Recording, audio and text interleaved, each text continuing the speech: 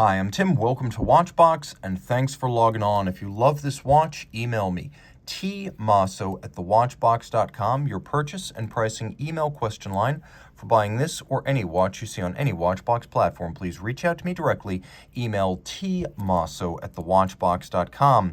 Today, we are discussing a landmark watch for the industry and one of the most extravagant, grail-worthy watches anyone could desire.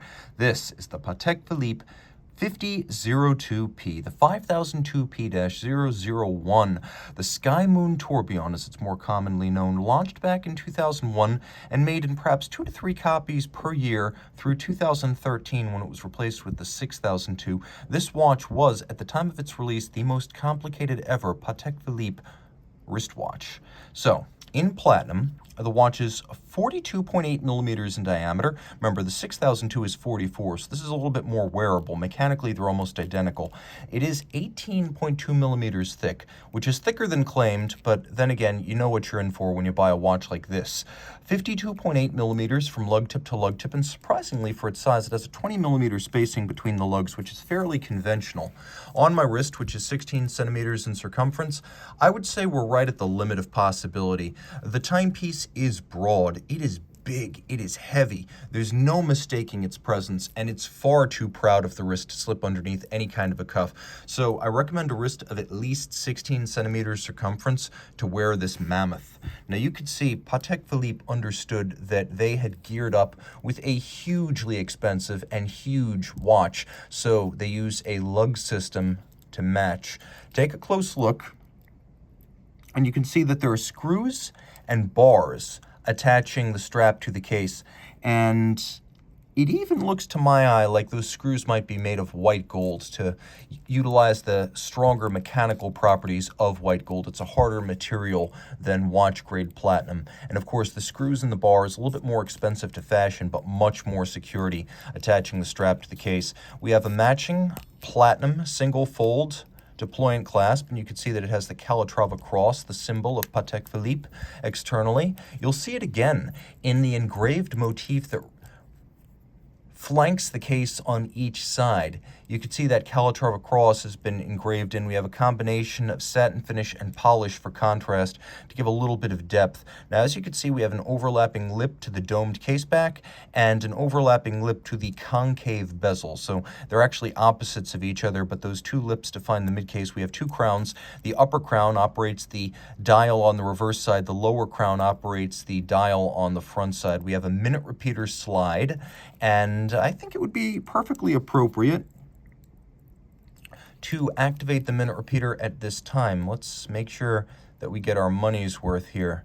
I'm going to try to set it to 12:59 because if you want to operate a minute repeater and really impress your friends, 12:59 is 12 hours, 3/4, and 14 minutes. I should also mention that not only is this a minute repeater, it is a cathedral gong minute repeater. So it has those gongs that encircle the movement 1.5 times, not just once. All right, let's do the best I can here.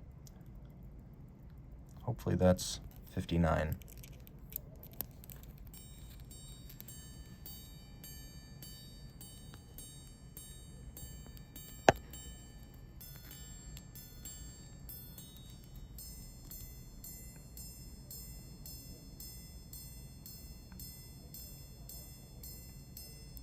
All right, so as you can hear, it is a very sweet sounding minute repeater. Being platinum, it's a very dense metal.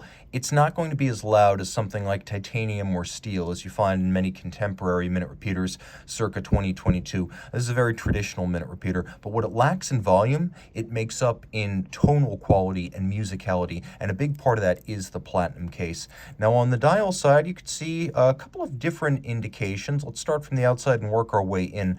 The dial is a guilloche dial, with the outer part frosted in opaline matte and the center part cut with the Calatrava cross. We have applique, white gold, Roman numerals, radially arrayed with a watchmaker's 4. Inboard of that, we have a 1 through 31 red printed scale for the retrograde date. That's what this little red lacquered index is for. It's the retrograde date. We have a perpetual calendar that gives you the day, the month, the leap year phase, and then the age of the moon. You can see the little moons are actually white gold applique on the dial. And of course, all of that, including the spade-style hands at center, operated by the crown down at 4 o'clock. The movement is manually wound. It has a 38 to 48 hour power reserve.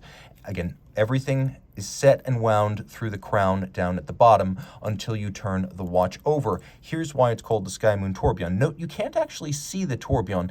It's hidden inside of the watch. We'll talk about the movement in a moment, but first, pull this crown out. This crown sets the sky chart and the sidereal time.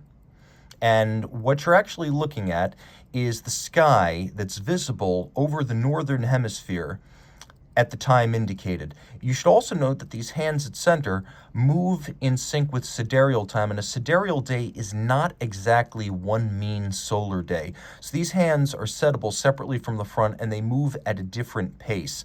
The sky chart represents the sky, again, over the northern hemisphere at any given time, and the moon actually has a little disk that superimposes itself as the phase changes.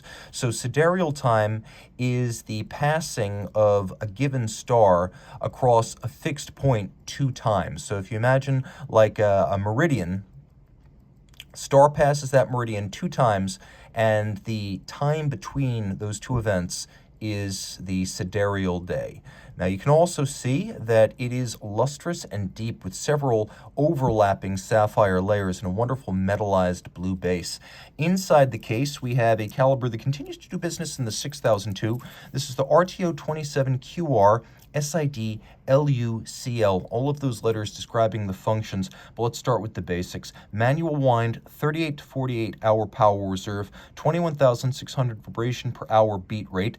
It features a free sprung balance with an overcoil that operates on a tourbillon regulator, and it has a component count of almost 700 with 55 joules. It has a third wheel that is hand finished. It takes 7 to 9 hours just to finish that wheel in 14 karat gold. It looks a little bit like an octopus, though it's got 5 spokes. Also worth mentioning, the minute repeater with cathedral gong, the perpetual calendar with the retrograde date, the moon phase, the sidereal time, the age of the moon on the dial side, and the star chart. Depending on how you count, Patek Philippe says there are as many as 12 complications inside of this watch. I should also mention, because this is a very traditional chiming watch, it is dust and moisture resistant only. There is no true water resistance, so this is one to keep high and dry. Now, about 2 to 3 of these were made each year between 2001 and 2013, and during that period, it was the most complicated Patek Philippe wristwatch. So this is an all-timer and more wearable than its successor. Reach out to Team Mosso at thewatchbox.com for purchase and pricing details.